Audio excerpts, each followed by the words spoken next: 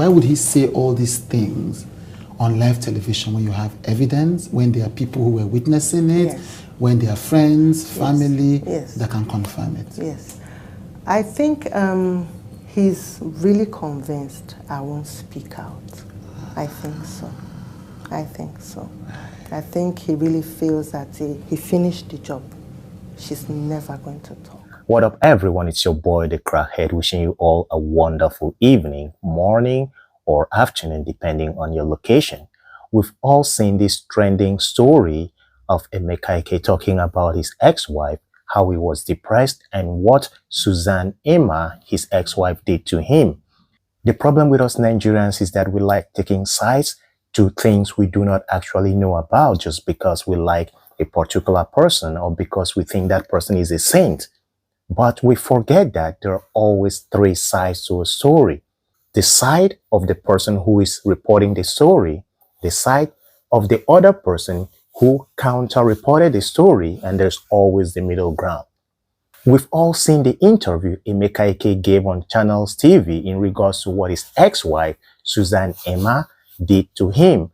But we were not patient enough to hear from Suzanne if what Emeka Ike reported was true. We jumped into conclusion, accusing Suzanne or saying what she did was bad. But today, I happened to see an interview of Suzanne on what she said Emeka Ike did to her. So today I'm just going to be bringing to you guys the version of Emeka Ike and the version of Suzanne side by side so that you can judge by yourselves. As for me, I know who is telling the truth and I know who is lying, but I'm not going to say it here. I'm going to leave that to myself. But in the end, I want you to decide for yourself who between these two people are telling the truth. Which of them is the liar and which of them is telling the truth. My secondary school, St. Nicholas College on CMD Road, Magodo, was shut down. Over $480 million naira investment.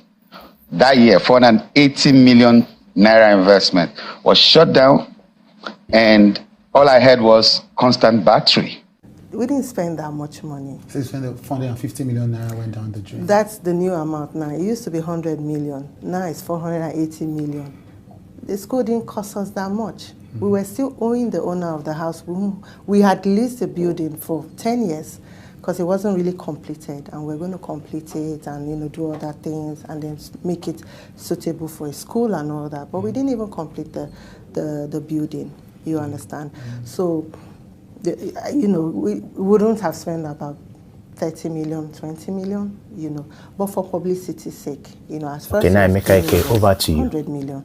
And now I don't know where 480 million is coming from. I was always saying, look, I don't beat this lady. What's going on? I went on air. I was like, come on, I never did. Babe, what's going on? They say I beat you. Do I? No, but you're a star, They can always manipulate things and all that. So I was gullible until I discovered that she was actually the one behind this whole thing. The last time that he did beat me up and I was almost paralyzed, that was when I decided that I need to go. But still, I stayed 2 more years after that, but... He beat you until you were almost paralyzed? Yes, he did. Yes, he did. We had gone out with the kids and we came back and... I was changing my daughter and he saw, her nappy rash, and it was a bad nappy rash, and he was all over the place, angry and all that she'd been molested. And I said, how? This is nappy rash. And he was going on and shouting, who did I give his daughter to, this and that. And you need to check her and everything. And I tried to calm him down that this is nappy rash. I use Vaseline instead of powder. That's why it's so red, that kind of thing. And he was going on, and I was like, okay. And at that point, I was getting upset, like, you can't be doing this. And then I was like, okay, give me money, let me take her to the hospital, and let's get her checked. And then he hit me, And at that point, I had you can't keep beating me up, And I held his hand, and so he just turned me over and hit me. And then he hit me at the back of my neck here, and that was it. I lost sensation to all my body parts.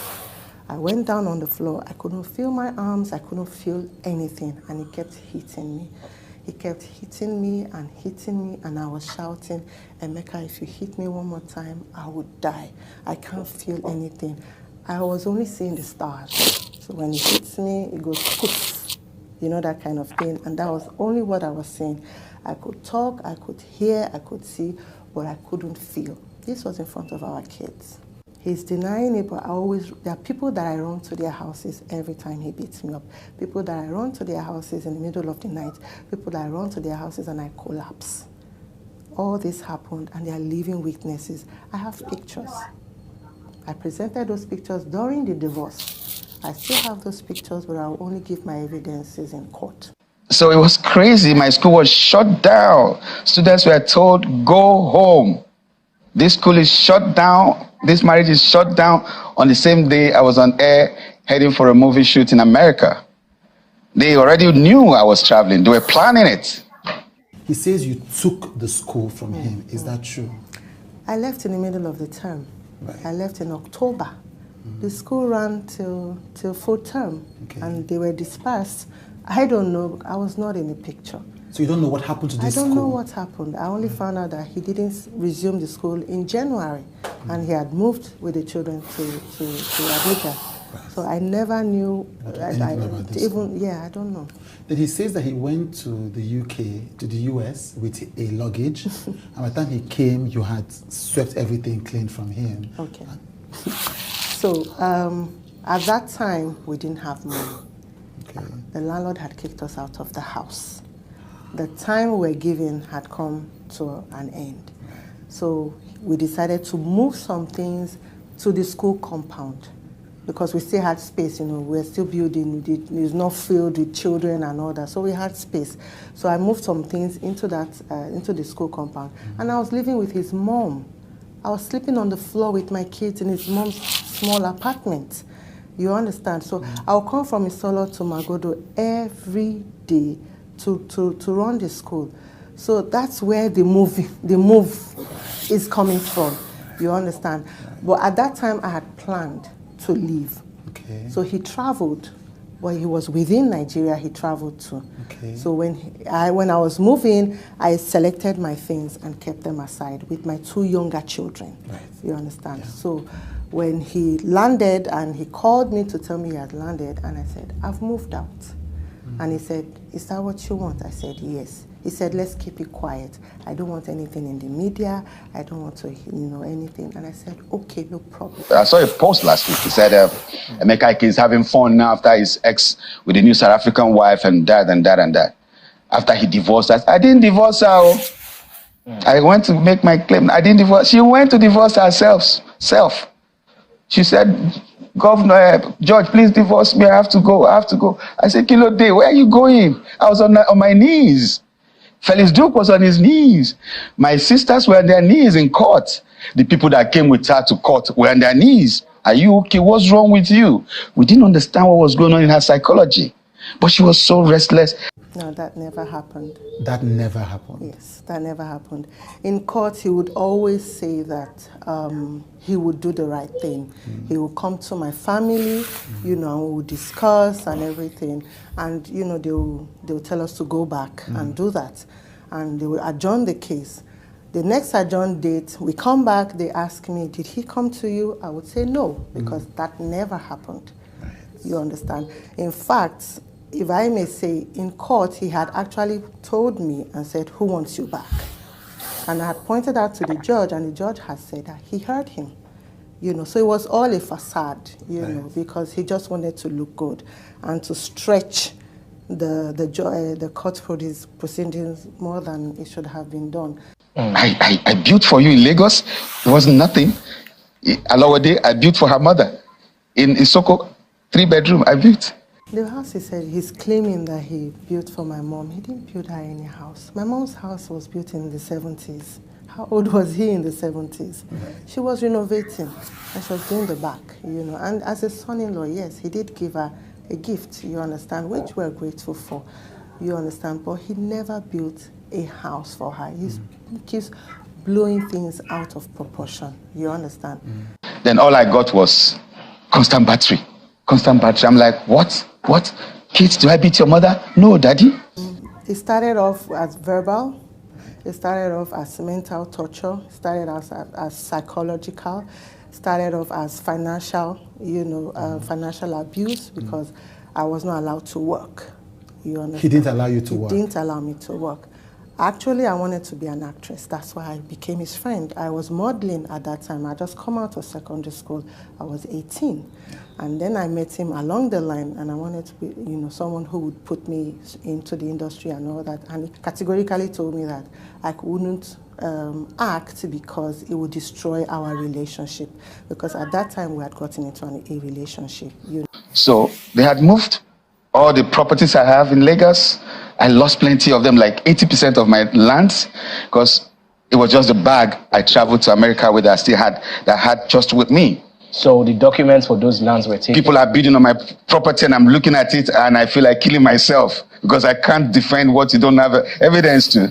When I left, I only took my clothes, my international passport, my certificates, my 2 children and their clothes. That was the only thing I took. I'm not in possession of his properties, where I did know their locations and all that. But how would you sell somebody's property if you don't have the papers or documents? So you don't have any land documents? I don't have anything. He's the one who, I have heard, has been selling off his properties. We couldn't even finish our buildings and all that because of his drug use.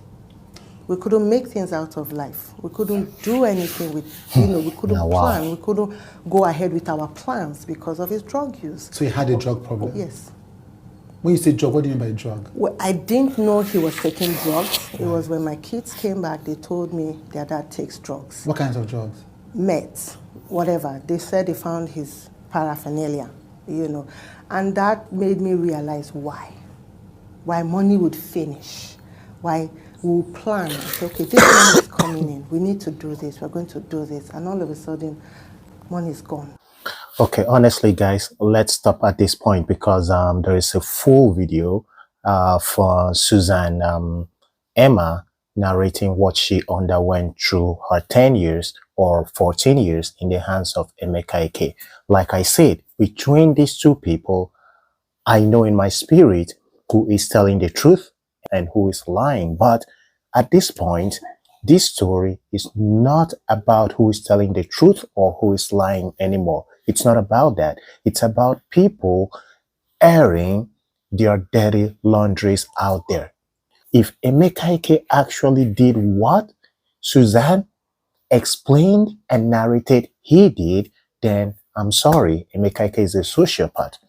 And on the other hand, if Emeka Ike did not do anything of those things Suzanne Emma said he did, then the problem is actually and definitely with Suzanne Emma.